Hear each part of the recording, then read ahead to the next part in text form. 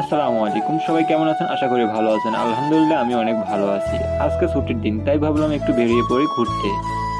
আমার বন্ধুরা আগেই রেডি হয়ে আমার জন্য অপেক্ষা করছিল। ওরা বারবার ফোন দিয়ে জিজ্ঞাসা করছিল কখন বের হবি। শেষমেশ আমিও রেডি হয়ে বেরিয়ে পড়লাম। আমাদের সাথে একটা ফ্রেন্ড এখনো বের হয় না, তাই আমার ফ্রেন্ডে ফোন দিয়ে বলতে তাতে বের হওয়ার রিস্কে দাঁড়ায় রয়েছে। আর এদিকে আমার ফ্রেন্ডটা স্বাস্থ্য হয়ে বলতে যে যেভাবে হোক আমার ফ্রেন্ডকে একটা মেয়ে পটাই দেবে, তাই নিয়ে আমরা হাসতে আছি। বন্ধুরা আগে থাকতে রিস্কে ঠিক করে রাখছিল, তাই রিস্কে উঠে আমরা রওনা হলাম শহরের দিকে। আর আজকের ওয়েদারটা ছিল অনেক সুন্দর। বলতে বলতে আমরা চলে আসলাম শহীদ মিনারের কাছে। আর বন্ধুরা তো বরাবরই মজা করতেছে।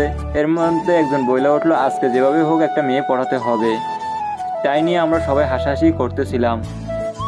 আর আপনাদের সাথে কথা বলতে বলতে আমার কাছে গলা শুকাইয়া, তাই ভাবলাম শরবত খাওয়া যাক। আর সামনে দেখি শরবতওয়ালা মামা শরবত বিক্রি করতে আছে, তাই আমরা সবাই মিলে শরবত খেতে চলে গেলাম। আর শরবতওয়ালা মামা অনেক সুন্দরভাবে শরবত বানিয়ে দিয়েছে, তার হাতে যেন জাদুই আছে।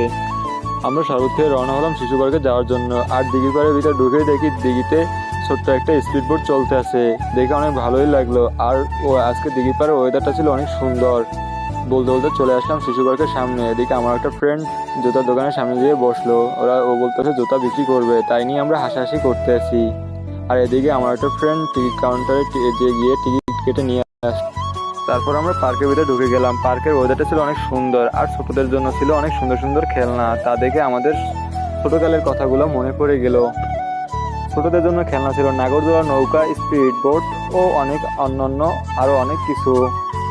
এইসব থেকে আমাদের ছোটবেলার স্মৃতিগুলো অনেক মনে পড়ে গেল। তাই আমরা সবাই মিলে একটু মজা করছিলাম। আর মজার ব্যাপার ছিল ছোটদের চেয়ে বড়রাই ছিল অনেক বেশি।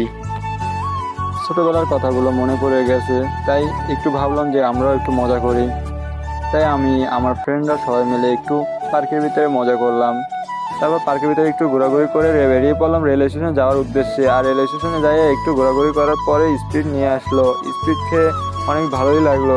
তারপর আমরা একটু হাঁটাচলা করে রেল স্টেশনের ভিতরে, তারপর সবাই যার যার বাসার উদ্দেশ্যে রওনা হলাম। আজকের দিনটা ছিল অনেক আনন্দময়।